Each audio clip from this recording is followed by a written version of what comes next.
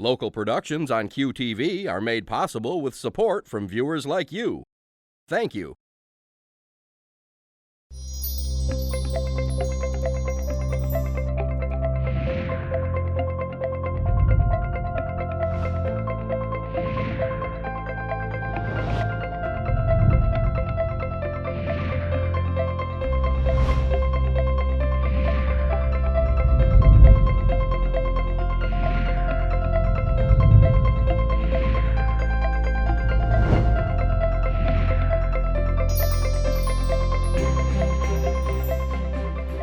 Hello everyone, welcome to Junia Doan's The Spark. I'm Junia Doan. My guests today are Camille Gerace Nitschky, Executive Director of the Children's Grief Center, Great Lakes Bay Region, and Gabby Gauthier, a limited licensed professional counselor, also with the Children's Grief Center, Great Lakes Bay Region. Welcome, Camille. I'm just so happy you're here. This is an opportunity to have a good chat about the Grief Center, but also how you became interested in the field. So first, tell me about the Grief Center. Thanks, Junia, for having me. So in 2013, I was driving innocently on I-75 through Cincinnati, and my friend John McKelvey called and said, we were going to start a grief center with the Tony and Trish House, but we decided after a couple years of planning that it wasn't a fit for us. And your name and your face came to mind when I was trying to figure out who I was going to turn this over to. And so they hadn't started anything yet, hadn't gotten off the ground, and just gave me that food for thought to think about it. And he said three things. He says, it's about children's grief. And I know from my body work and massage experience that if you don't do your emotional work, if you don't do the work that creates stress in your life, then it will come out somewhere either in your body physically with physical illness or mentally with depression or mental illness. And so I'm a strong proponent of doing your work, especially with grief. And he said they use art with the kids, and I have an art degree from Western, and so that was kind of fun to be able to tap back into that skill. And he said that it's peer support. So it wasn't counseling or therapy. So I just needed to have, the ability to be able to listen and to be able to kind of hold sacred space for these kids.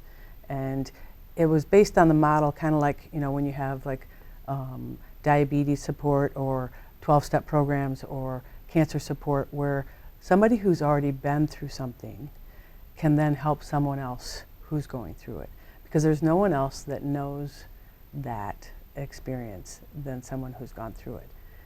We do have at the center now, we have a licensed professional on site. So if anything does come up, we have someone to work with the kids or the adults.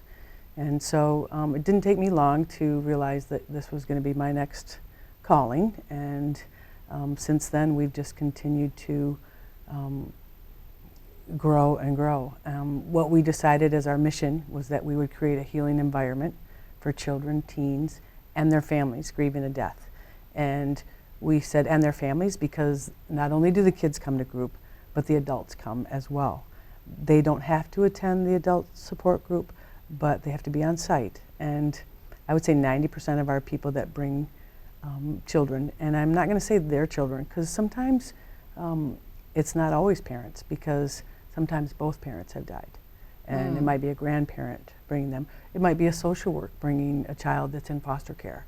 And so sometimes the person that's going to the adult group might not have the same response with grief towards the person that died, but they are able to learn how to help the child, because it's the Children's Grief Center of the Great Lakes Bay Region.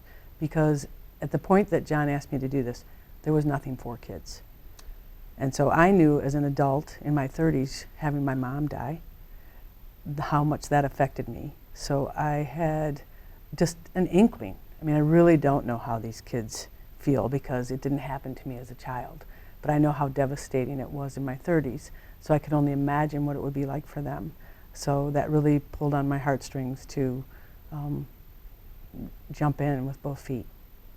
When you say, as a result of your massage work, if you don't work with a grief, it comes out physically or mentally.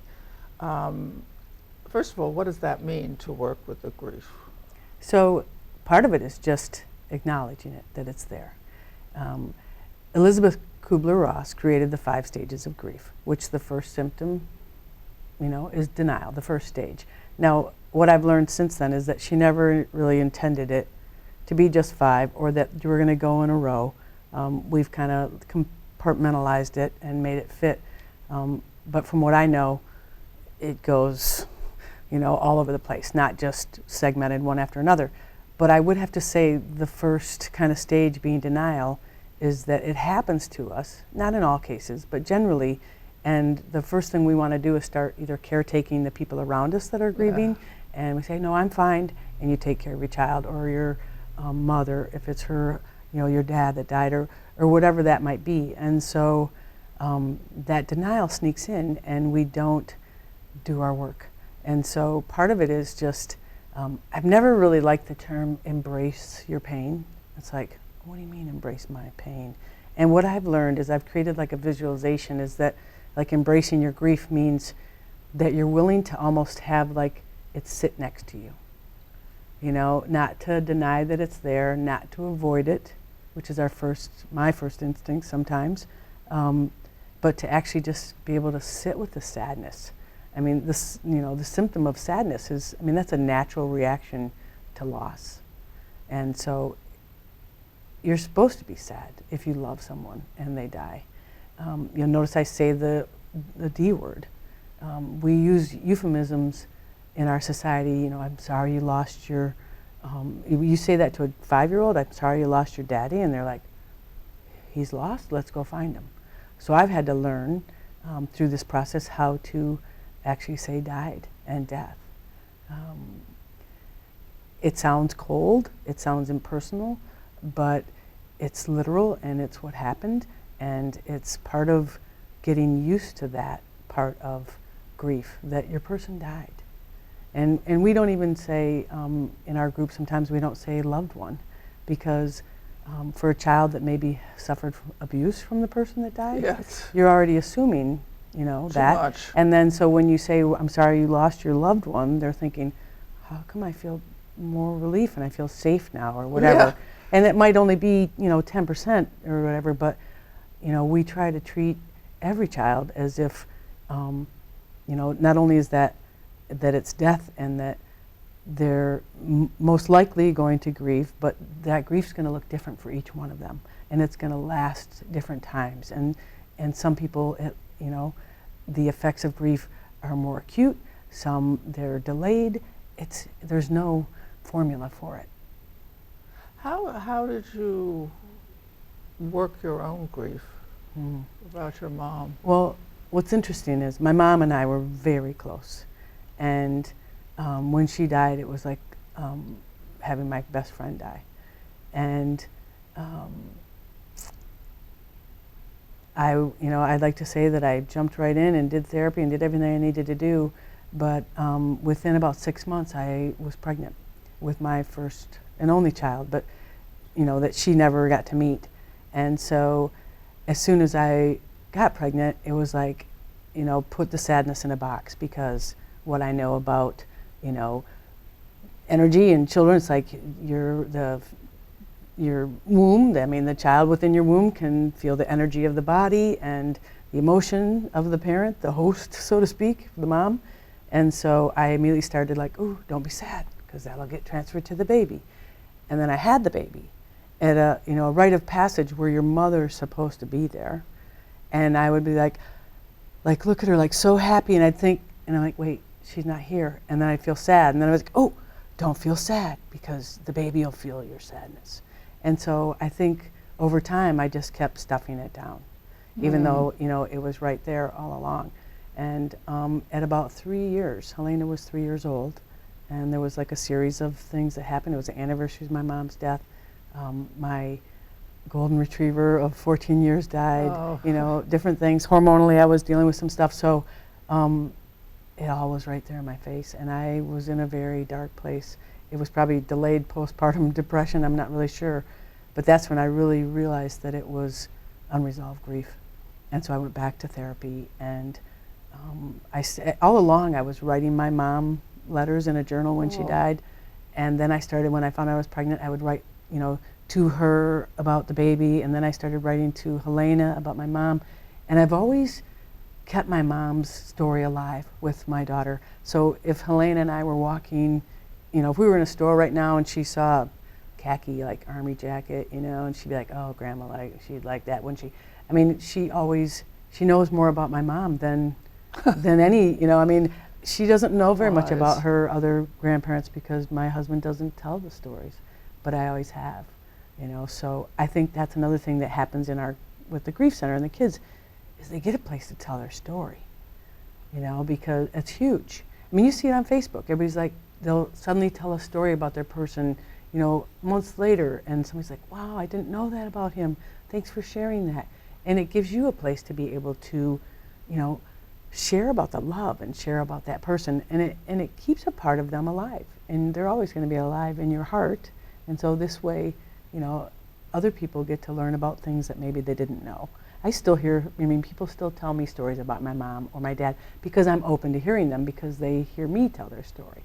So it's very cathartic and therapeutic to be able to have a place for people to tell their story and for people to listen.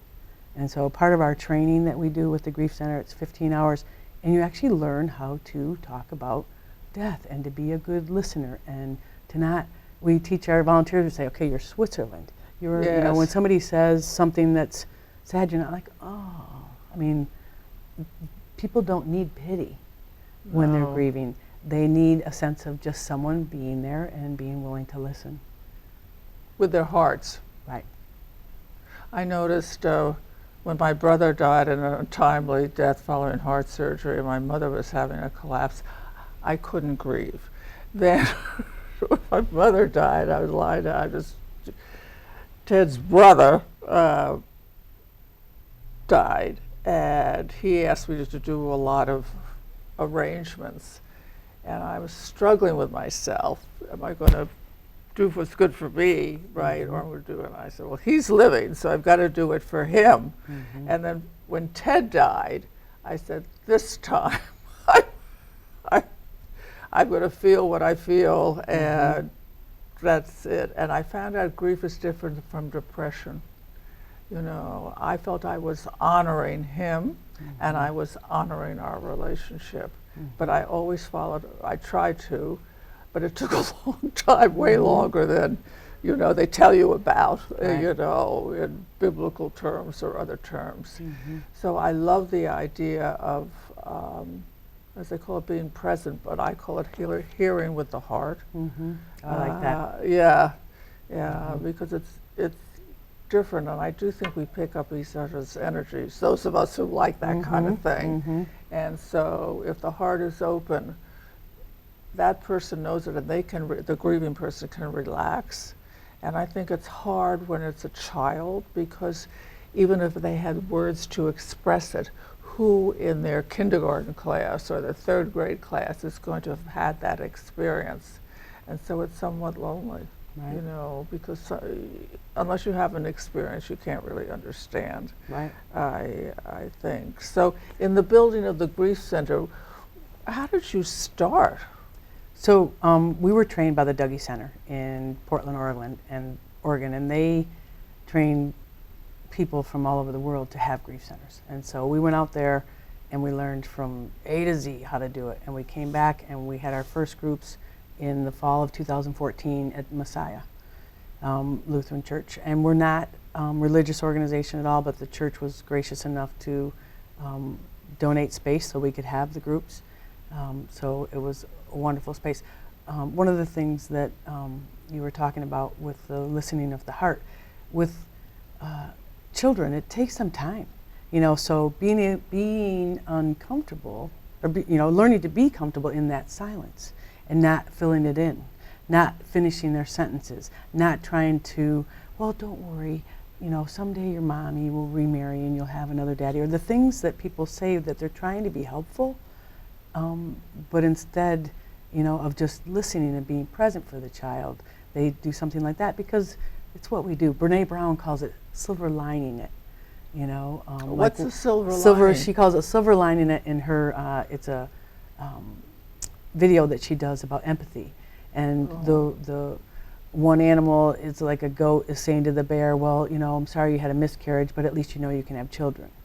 Or I'm sorry that John's not doing well at school, but at least you have Mary. And we try to like make something Even good it out out. of something that's bad, and you know, have the silver lining.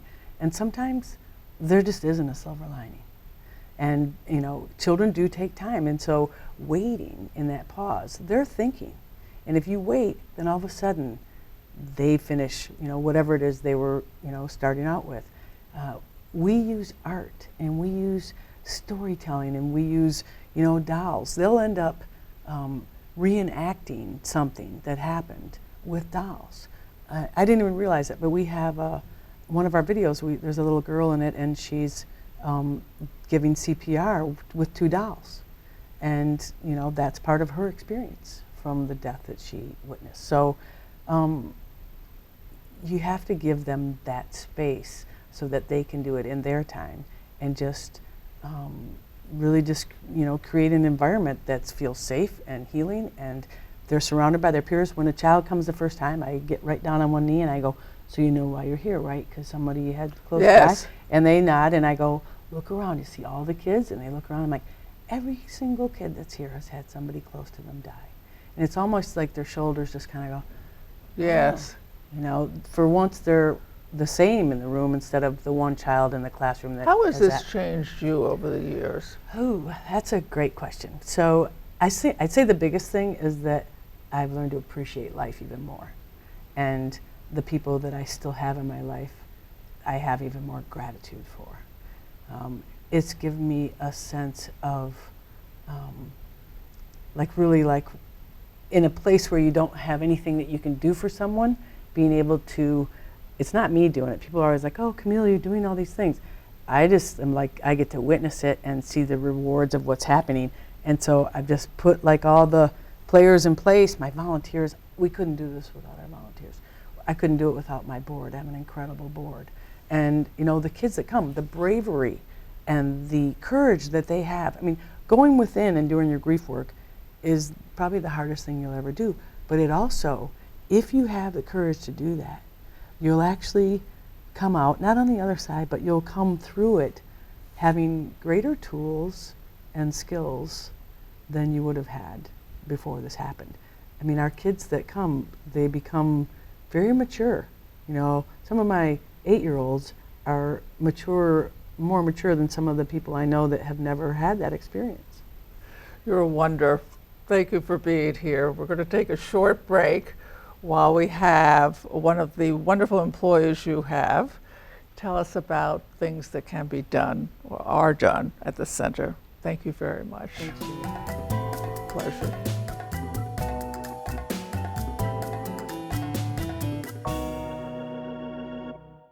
Well, Gabby, I mean, wonderful that you're here and part of this program. Tell me what your exact title is at the Grief Center. I am the Program and Intern Coordinator.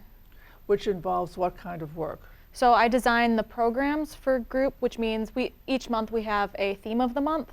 So wonderful. like this month is connections, so we focus on the connections of the kids and each other, so the kids in the group, but also with their person who died. What would be other examples of a theme of the month? So we do feelings. Next month is feelings actually. So an example of that, we do something called a feeling mask.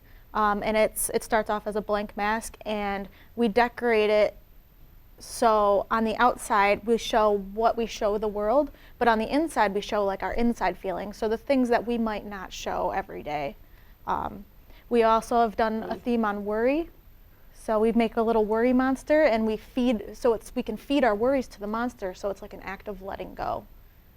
So we have so many We all should be doing that occasionally. Definitely. And I do adapt that for the teens too. So because we have age groups from 5 to 18. So the older kids might not want to feed their worries to a monster, but they would be more willing to put it in a worry box. So be able to set it aside. Right. I hear you. So is there like I'm trying to think, between 5 and 18, is it? So that means at least 4 or 5 different approaches, or not that many? So we have an Elmer's group, which is 5 to 8, and then a middlers group, which is 9 to about 12, 13, and then a teen group, so 13 and to 18. Are they more self-conscious at one age or another? It depends. They're all different. They all have different needs, and they all approach each activity differently. So sometimes we'll start an activity, and if they're not into it, we'll just we'll switch gears, and we're really good at playing on our feet. And is there a minimum or maximum in the group setting, or Yeah. whoever shows up with Yeah, whatever problem at that time? We try to max it at 10 or 12 kids per group. If it's any more than that, we want to give every kid an opportunity to share. But we've had groups when it's just 2 kids, and it works. They still find a connection with each other. They're still able to share about their person. So, but our goal is to have about 10 to 12 kids per group. That's our maximum. How do you maintain control? Our awesome volunteers. What do you have them do? So it's everything's run by our volunteers. Oh, so say. they lead, facilitate, they run the program, they run our activities. So especially with our Elmers, we'll alternate them. So we'll have a kid, adult, kid, adult, kid, adult, because sometimes they get a little squirrely, we like to say. Yes. But when it comes to our older kids, so the teens, we probably only have 2 volunteers in there because the teens will get overwhelmed with having too many adults in the room. So we're able to, we love our volunteers. We're always looking for volunteers. So it's amazing. It's an amazing place to volunteer at. What kind of person would be interested in becoming a volunteer? Most of our volunteers have had their own grief experience. So they've had someone die at a young age or even at an older age, and they know what it feels like. So they want to be able to share their wisdom and just be able to heal by helping kids. Because I've noticed, especially when you help others, you're helping yourself too. Yes. Definitely. Is there a fatigue and a volunteer fatigue? In other words, you do this for a while and then you just can't do it anymore? It's happened, but we have a pre-group and a post-group every time. So we prep you for group. Camille does a meditation with us every time before we go in, so we kind of leave everything by the door as we come in. And then we have a post-group, so we have our own peer support group. So if anything major comes up for us, like if a kid has a very similar story to one of our volunteers, we're able to talk about it in our post-group. So even if they do they're able to talk about it. Is it a year-round program? We run from August to May, and then we like to have summer events. So we'll have like a summer group here and there, but the main program is through the school year. Are you or not for a 5-year-old, but self-recommended to the Grief Center? How would you How would you have the opportunity to participate? So a lot of it is word of mouth. We have a bus in Saginaw now, so I just got my first intake from the bus, which is amazing. We've had a lot of interns from all the schools, so the schools know about us. And it really is word of mouth, people telling people, and everyone hearing about us through a friend of a friend. Yeah. And we also get referrals from schools and therapists, so they all know about us as well. And how do you self-support the project? How do we self-support? Yes, in other words, are there grants? Oh, yeah. Grants and fundraising. We have a luncheon in Midland and Saginaw and Bay City, because we're in all 3 cities now. So we'll have a luncheon to support the Grief Center, which we get a lot of fundraising, but it's mostly grants. Yeah. It's an amazing program. Yeah. How can you tell, or I don't know exactly, but it's what I mean, how can you tell when a child or a teenage person is ready to move on because they're more stable or they understand better? Yeah, it's kind of a dwindling process. They might miss a group and then come back and then miss another one, and they just slowly start to fade out because they get busy with sports and arts and stuff in school, and that's amazing because when they're too busy for us, that usually means they start they're starting the healing process. But they're always welcome back, because if we have a 5-year-old who comes for, let's say, a year, and the adult feels like they're in a good position, they still might, like when they turn 12, it might be a whole different grief game because they're going through puberty and they're just experiencing things that they didn't know they would experience. And how did you connect with the program? What brought you to it? I started as an intern. I was a student at CMU for their counseling program, and I called and I told Camille that I wanted to work with grief. I wasn't sure about kids, but I was willing to try, and she took me on anyway, and now I love it. I love working with the kids. So I couldn't think of a better place to be. And what satisfactions do you have from this? Oh my gosh. Not satisfactions really, but how has it changed you? Wow. I appreciate the little things more. I call my family all the time. I make sure my connections are strong with the people that I love. But being able to see the transformations of the children in group, even if it's just one group, sometimes they come in and they're hiding behind their parent, and by the time the group's over, they don't want to leave, and they're looking forward to coming back. So that's always amazing to see. Thank you very much, Gabby. So we've learned from both our wonderful guests, there's room for growth and room for the spirit of being alive as a human being to help fellow human beings. And Camille rode the suggestion, but had a range of experience that could bring her right to, formatting the program which they studied. That was also nice. Gabby had an interest in the field and found out, even though she wasn't geared towards one side of it, she was geared toward the other, towards children. So be open to what you can enjoy in life and what you can contribute in life, and be mindful that people have it hard. They don't have it hard at the same time, but they have it hard. So remember to go out and do something nice for someone you know and someone you don't know. Do it again every single day, and be generous. Smile at people. Thank you for tuning in. I'll see you next week. So glad to have you here. To contact Junia, send her an email at juniadonsthespark@gmail.com. For more information, program schedules, and news about future guests, go to www.juniadonsthespark.com. Thank you for joining us. See you next time on Junia Doan's The Spark.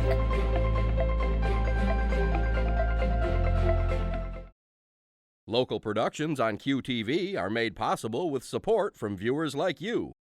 Thank you.